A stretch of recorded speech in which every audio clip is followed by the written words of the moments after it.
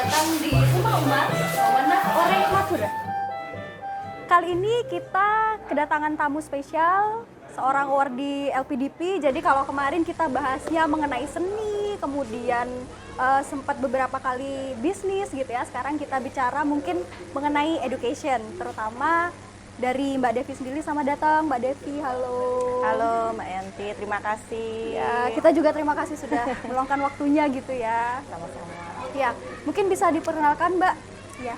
Ya, perkenalkan nama saya Devi Anggraini Putri, biasa dipanggil Devi. Untuk background pendidikan saya alumni ITS S1 dan S2 kimia di Fakultas Sains gitu. Dan sekarang tepatnya vocation ya, pekerjaan saya itu seorang dosen di Sekolah Tinggi Ilmu Kesehatan Mudia Husada Madura. Dan untuk profesi saya lebih suka menyebut saya seorang saintis. Jadi pekerjaan dan profesi itu menurut saya berbeda. Bedanya di mana tuh Mbak, kalau boleh tahu? Menurut saya kan sama aja gitu, pekerjaan ya profesi gitu. Bedanya di mana ya?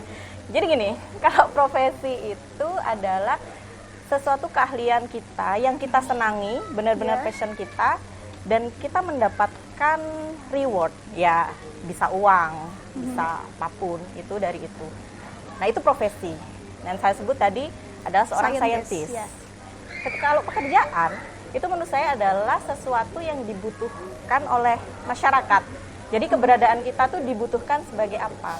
Nah saya memposisikan itu, saya sebagai guru di situ, saya sebagai pengajar, saya dibutuhkan oleh siswa saya, mahasiswa saya di situ, dan saya juga mendapatkan reward berupa gaji mungkin ya kayak gitu.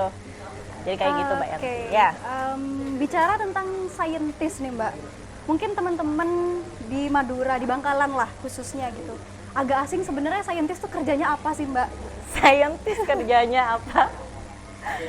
Saintis itu peneliti ya, ya mungkin semua lini pendidikan yang dimana itu basicnya penelitian memang disebut peneliti. Cuma untuk saintis ini kan spesial gitu ya, saintis berarti dia berasal dari pendidikan sains.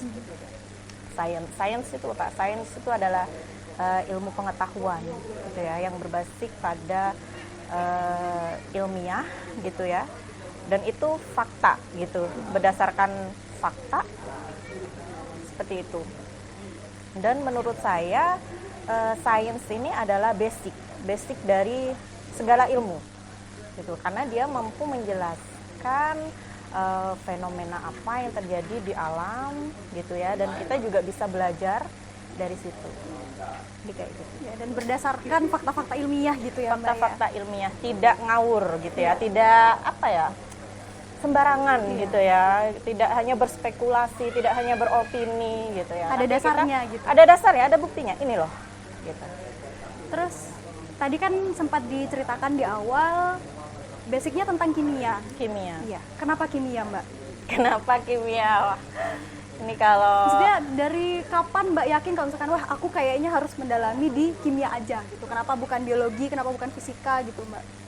Oke, mungkin ini juga berasal dari masa lalu ya, masa lalu. Kalau bisa masa lalu ini sensitif gitu ya. Ya benar masa lalu. Jadi saya dulu kan alumni SMA 2 Bangkalan. Nah, di situ saya dipercaya untuk ikut Olimpiade Kimia. Oh iya. Nah, di situ saya mulai belajar banyak. Awalnya juga dipilih itu karena ya udah, karena kimia nggak ada, kamu aja gitu. Dulu awalnya ya biasalah ya, apa fisika, apa kimia, apa matematika, diplot gitu sama guru, dan ternyata saya dapat kimia, ya sudah gitu. Dan menurut saya dulu juga kimia itu lebih mudah gitu daripada fisika, benar nggak? Enggak. Kalau saya malah lebih mikir, aduh fisika aja deh daripada kimia gitu ya. Karena apa? Kalau kimia mikirinnya benda-benda kecil gitu ya, tidak terlihat mata gitu ya. Kayak gitu, dan alhamdulillah dulu saya menang di tingkat kabupaten. Dikirim ke provinsi? Provinsi kayak gitu. Nah semenjak situ ya, pas di provinsi biasa lah ya, ketemu dengan kuku-kuku gitu ya. Kuku-kuku, cici-cici yang sudah can you imagine gitu ya. Nah, berkacamata gitu, saya yang dari desa gitu ya, lembah lembut. Kayak udah another level gitu ya Mbak. Udah gitu, udah kepercayaan diri mulai menurun gitu. Tapi ya tetap go ahead aja gitu, tetap berusaha aja. Gitu. Ya nggak lolos ya sudah. Tapi dari situ saya mulai penasaran dengan ilmu kimia itu sendiri gitu. Saya mulai mencintai ilmu kimia sendiri itu. Terus pas ada jalur senam PTN itu ya, senam PTN, sudah saya daftar di kimia. Saya cari di kimia, dapat info ya waktu itu di ITS, di UNER gitu. Nggak tahu kenapa, ya mungkin takdir juga. Sudah jalannya gitu. Sudah ya, jalannya, sudah ke ITS.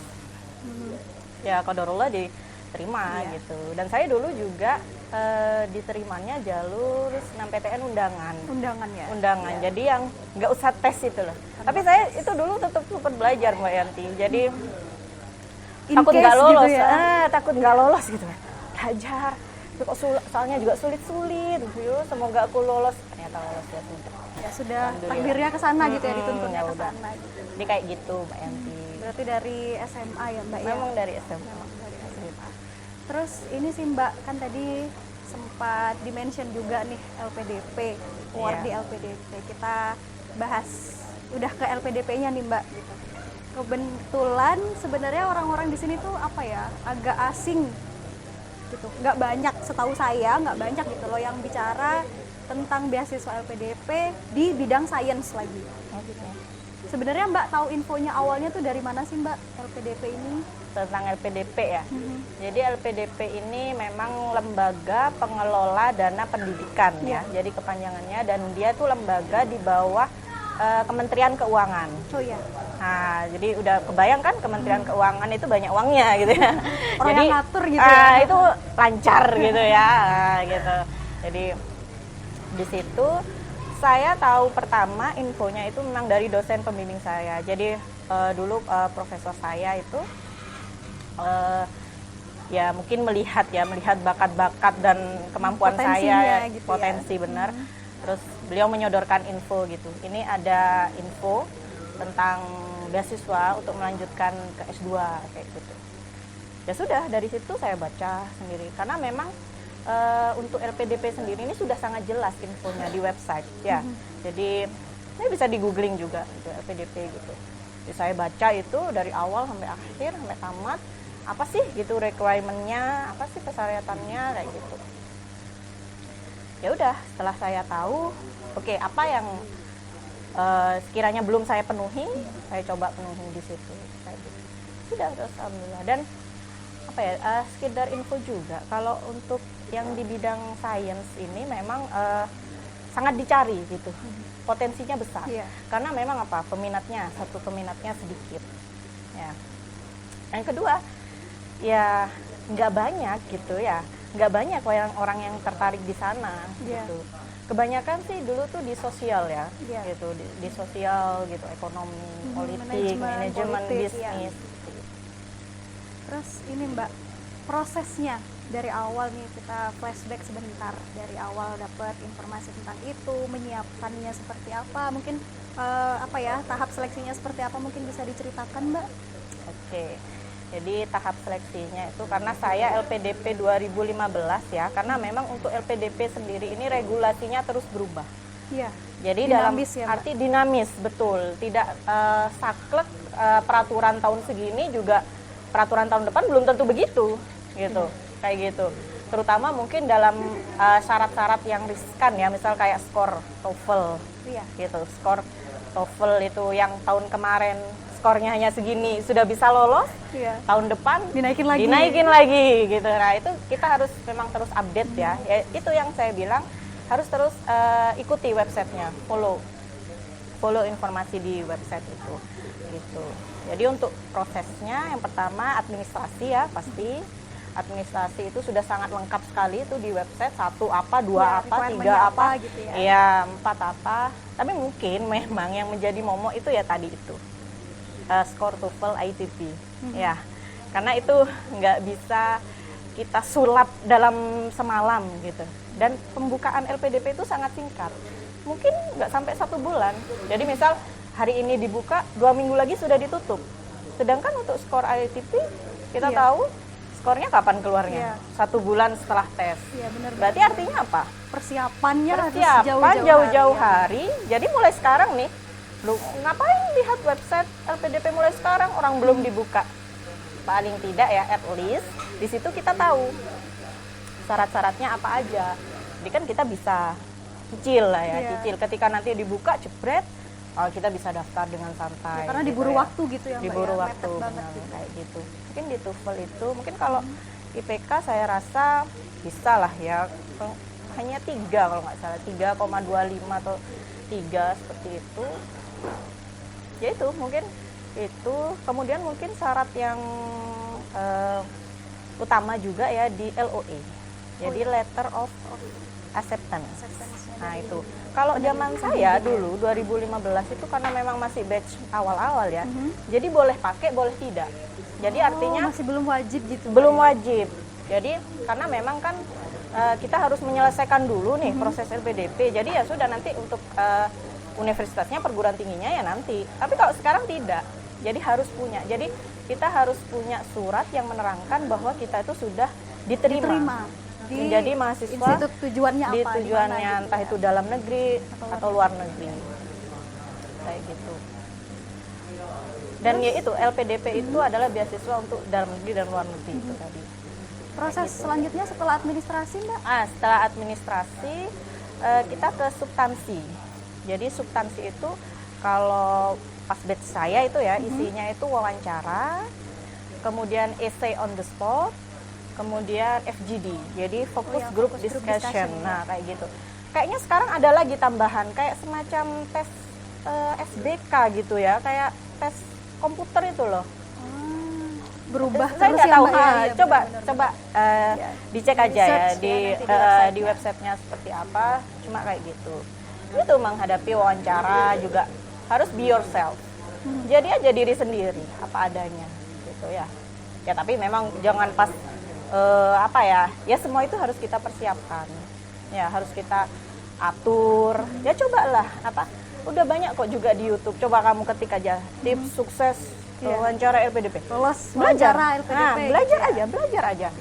Mereka pertanyaannya itu, ya mungkin kita akan ditanyai itu juga. Bisa jadi ada kemungkinan Bisa ya, Mbak jadi. ya. Terus saya dulu Yanti ngelis pertanyaan itu sampean. Iya. Mungkin kalau dicari ada kali ya. Jadi ngelis. Kalau aku ditanya ini, aku jawab ini. Enggak deh, kayaknya jangan jawabin. Bukan masalah di setting atau tidak ya. Cuma kan kita berusaha untuk memberikan Best performance-nya gitu. best dan impact positif Iya. dari apapun dalam menyikapi apapun. Ya, karena kebetulan Jadi harus positif gitu. Entah itu keadaan kita seperti apa, background kita bagaimana, interviewer nggak mau tahu. Kayak gitu. Iya, ya, benar-benar. Karena ini sih Mbak, kalau yang saya tahu gitu ya informasinya kan setelah lulus dari LPDP ini kan juga memang kalau yang di luar negeri juga harus diwajibkan kembali ya Mbak. Kembali, Ya? betul. Jadi mungkin itu juga yang menjadi pertimbangan Iya, dari interviewernya juga benar, gitu. ingin melihat Iya, gitu impact-nya ya. seberapa impactful sih gitu. Benar-benar. Iya. Rasa nasionalismenya Iya, seperti itu. Kayak gitu. Terus tadi udah wawancara esai on the spot itu juga dulu karena saya minim informasi ya sudah. Dulu saya cari aja apa sih yang lagi hot news gitu ya, headline news gitu. Politik apa sih? Awalnya saya juga bukan orang yang suka politik, bukan orang yang suka gimana-gimana gitu ya. Tapi mau nggak mau nih, karena mau menghadapinya. Jadi rajin lihat TV apa yang lagi iniin. Nah di situ memang lagi dibahas waktu itu. Jadi ada satu topik di situ, terus kita disuruh menuliskan esai di situ juga ada waktunya kayak gitu. Dan kita juga harus belajar bagaimana cara menulis esai yang baik gitu kan. Ada strukturnya gitu kan. Pendahuluan, isi, penutup seperti itu. Dan itu harus benar-benar dilatih gitu Mbak. ya, Dilatih dari saja sebelum-sebelumnya. gitu. Jadi ketika apapun isu nanti yang diberikan kepada kita, ya sudah, hadapi aja gitu. Tahu kita semunculnya di otak gitu ya. Terus kemudian yang terakhir FGD. Nah, ini FGD ini juga jadi ada grup waktu itu sesama pelamar gitu ya, beasiswa gitu. Tapi memang FGD ini kuncinya juga dulu kekompakan juga sih. Jadi sedikit bocoran ini. Oke, siap. Nanti Ditulis nih Mbak. Jadi ya udah sok Ilmu-ilmu. kenal aja nih. Kan sudah diatur nih grupnya ya. Iya. 10 orang, 10 orang, 10 orang. Udah dipertemukan sebelum Iya. masuk itu, kalau pas saya ya sudah dipertemukan dulu.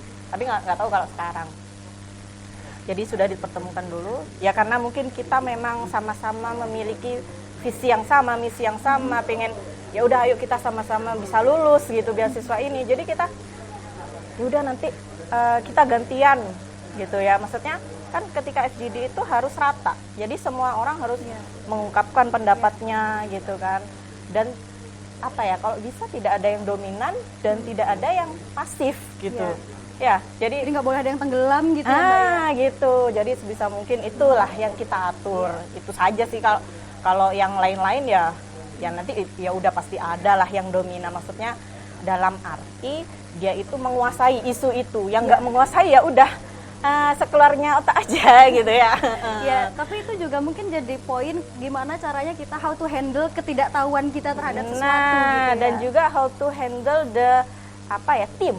Oh iya benar. Tim. Ya karena tadi grup ya Mbak ya. Yes. Kayak gitu. So, udah tadi tahap-tahapnya udah. Oke. Ya itu Pas. terus terakhir persiapan keberangkatan yang disingkat PK. Iya. Ini sekarang udah PK ratusan. Saya di PK 67. Mungkin ada teman-teman saya di PK 67 di seluruh Indonesia. Saya ingin menyapa salam kangen gitu ya. Kayak gitu. Jadi saya di PK 67. Di sana seru sekali. Jadi saya melihat dunia lebih luas. Dalam arti apa? Saya melihat orang-orang yang lebih luas. Jadi di situ ada orang yang dari kementerian kayak gitu, orang yang dari daerah mana, dari Indonesia Barat sampai ke Timur. Orang itu macam-macam ya gini ya. Nah, dari situ saya belajar juga gitu. Jadi yang awalnya saya hanya berpikir orang Madura gitu ya, orang Madura, orang Bangkalan seperti ini.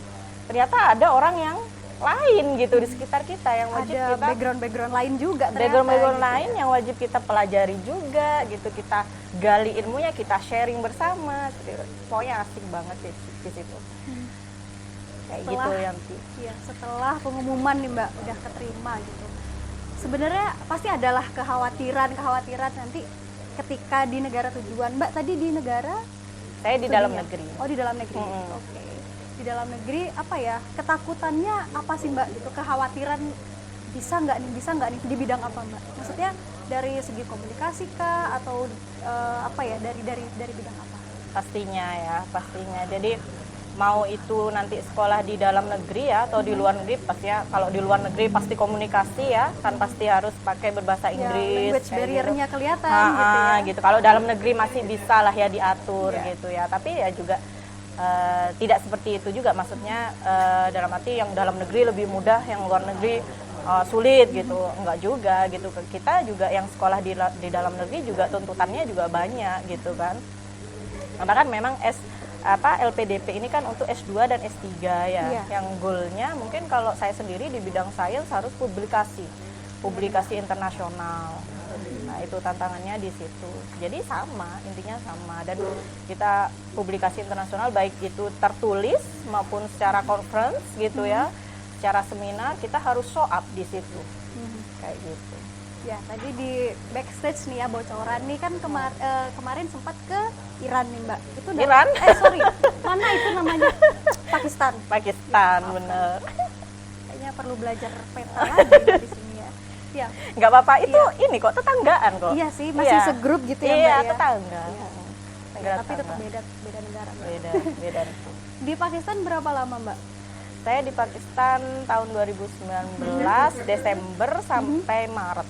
Dalam 3 bulan. rangka maksudnya untuk conference kah atau gimana? Dalam rangka riset. Oh, Waktu itu research di Pakistan dalam rangka riset. Jadi ceritanya ketika saya lulus S2 itu 2018, saya menjadi asisten peneliti di ITS. Nah, itu saya kemudian dari reward itu sebagai asisten peneliti, saya diberangkatkan ke Pakistan untuk melakukan riset gitu. Pastinya riset di bidang keilmuan saya gitu. di kimia ya Mbak ya? Tetap Kimia, terutama di kimia bahan alam. Oke. Di sana 3 bulan. 3 bulan melakukan riset. Jadi waktu itu juga kenapa kok ke Pakistan gitu. Saya dulu juga kaget gitu pas peneliti saya atau dosen pembimbing saya gitu ya menyuruh saya untuk ke sana gitu. Kenapa di Pakistan? Ada apa Karena di Pakistan? ada gitu apa gitu? Kenapa harus Pakistan gitu? Kenapa tidak di negara lain gitu? Karena memang di Pakistan itu ada sebuah institusi, ya institusi saya riset di sana itu namanya adalah ICCBS, jadi International Center Chemical and Biological Science, seperti itu.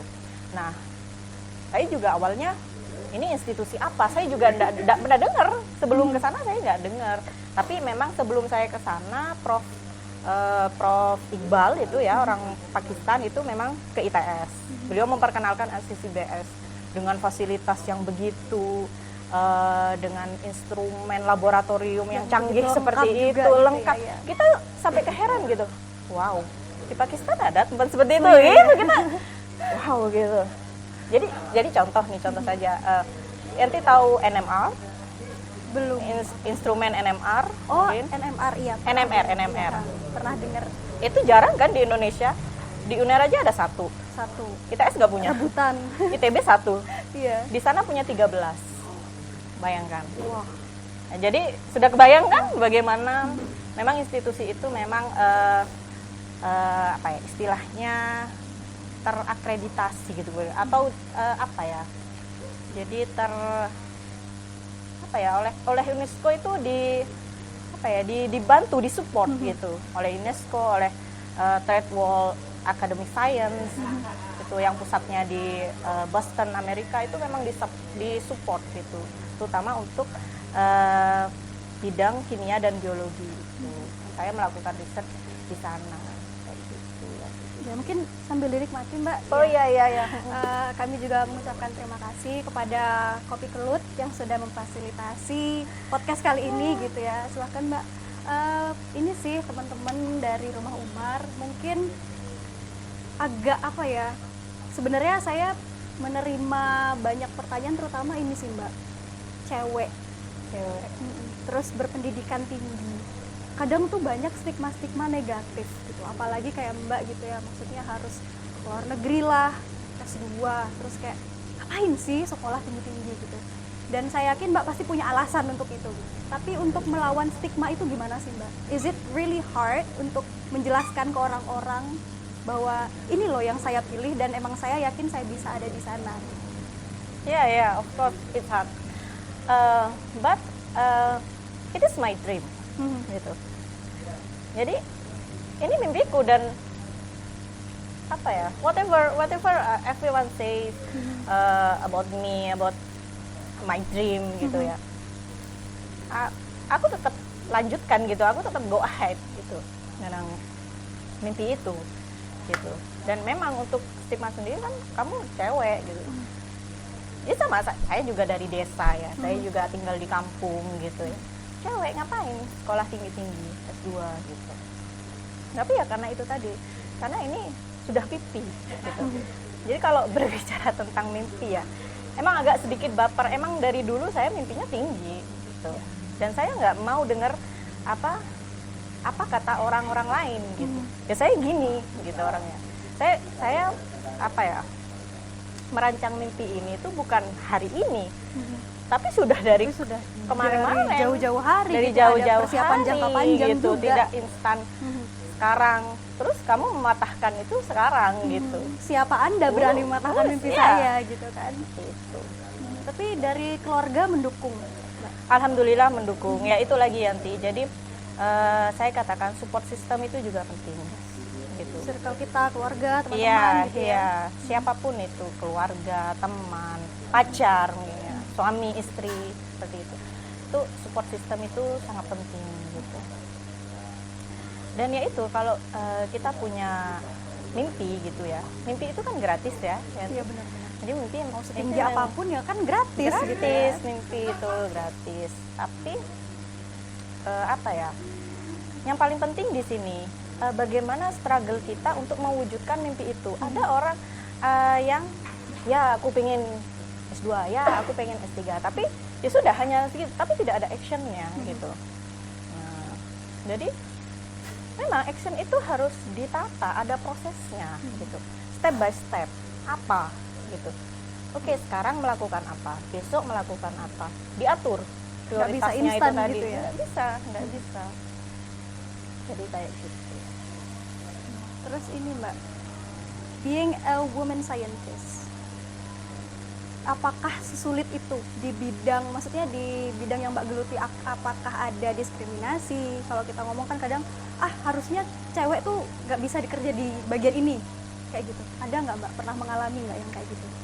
Ya, of course ya, terutama berbicara woman in science gitu ya. Itu banyak sekali tantangannya gitu ya, wanita. Ya sebagai fitrah wanita sendiri, kita sebagai apa? Ibu. Ya. Nanti kita mengurusi anak gini. Apa masih sempat gitu? Maksudnya dalam arti kita di underestimate seperti itu. Apa masih sempat gitu kita mengurusi penelitian gitu, mengurusi profesi kita, apa passion kita gitu. Tapi ya bisa gitu. Itu semua bisa gitu. Dan memang tantangannya sendiri, terutama di Indonesia ya, untuk bidang sains kan memang masih apa ya, bisa dibilang belum high ya, belum, masih rata-rata lah gitu, masih rata-rata karena juga kita terkendala dengan fasilitas ya, tentunya fasilitas laboratorium, segala macam seperti itu. Jadi kita tidak bisa cepat gitu. Misal kita butuh analisa apa NMR hari ini, nggak bisa, harus antri kan. Nah, Tianti sendiri tahu kan, bisa mau menggunakan alat apa, instrumen Book apa. dari jauh-jauh hari bisa aja. Booking dulu jauh-jauh hari. Ya, tapi, nah ini tadi kembali lagi tadi di Pakistan. Kalau di Pakistan enggak, saya langsung aja turun, alatnya di lantai 1, alatnya di lantai 3. Hari itu juga saya dapat data. Iya, benar. Nah itu membuat apa ya, cepat gitu. Pekerjaan kita sebagai woman in science itu cepat gitu. Jadi kayak gitu sih. Mungkin tantangannya lebih ke bagaimana tetap struggling menjadi woman in science, terutama di Indonesia gitu ya. Oke, terakhir nih Mbak sebelum penutup ya. Mungkin pesannya Mbak deh ke generasi muda, terutama ke masyarakat Bangkalan, laki-laki perempuan yang apa ya, yang mungkin sebenarnya pengen gitu ya di jalur sains, tapi selama ini masih ragu, masih maju mundur. Mungkin ada pesan Mbak? Pesannya ya. Jadi memang kalau menurut saya sesuatu itu memang tidak bisa dipaksakan. Nah, kita harus follow the heart gitu. Ikuti kata hati kita gitu. Kayak gitu. Jadi dan mungkin untuk memupuk kecintaan generasi-generasi muda ya terhadap sains, itu memang kita harus memiliki apa ya, semacam role model gitu kali ya. Jadi contoh teladan gitu ya. Kan selama ini kan bingung kan gitu ya. Ya oke, nanti kalau misal belajar sains nanti jadi apa, profesinya apa gitu kan ya. Terutama orang tua di sini nih di Madura gitu ya, nanti jadi apa gitu. Nah kita harus tunjukkan itu dengan sains, dengan ilmu pengetahuan kita bisa menggenggam dunia gitu. Maksudnya gini, mungkin dengan uang kita bisa kemana-mana gitu ya, tapi dalam arti kemana-mana tujuannya apa gitu. Tapi dengan sains kita bisa menggenggam dunia, kita bisa show off ke dunia bahwa ini loh kita, terutama ini loh kita dari Indonesia, itu dengan segala keterbatasan yang ada kita bisa, kita setara, bahkan kita mungkin lebih baik gitu. Gitu ya Mbak. Oke. Jadi follow the heart. Follow the heart. Jadi apapun yang sudah asalnya dari hati, pasti nanti kita juga menjalannya juga lebih ringan gitu ya, Mbak. Apapun itu, bukan hanya di bidang sains, di bidang apapun, itu semua baik. Jadi pesannya mungkin untuk teman-teman yang sedang menonton nih ya, terutama generasi muda, bermimpilah setinggi mungkin ya Mbak ya, karena mimpi gratis kayak tadi katanya Mbak Devi. Jadi terserah mau mimpi apa aja, ikutin kata hati, as long as you know that you can do it, just go ahead gitu ya. Serah mau apapun, di bidang apapun. Jadi Alright. Oke. Mungkin cukup itu ya Mbak Devi untuk Yanti, hari ini. Terima kasih sudah menyempatkan waktunya. Sama-sama. Terima kasih. Kapan kita meet up lagi lah ya, kita ngobrol-ngobrol lagi. Pasti. Terima kasih untuk teman-teman. Mungkin cukup sekian episode Rumah Umar kali ini. Terima kasih atas perhatiannya. Wassalamualaikum warahmatullahi wabarakatuh.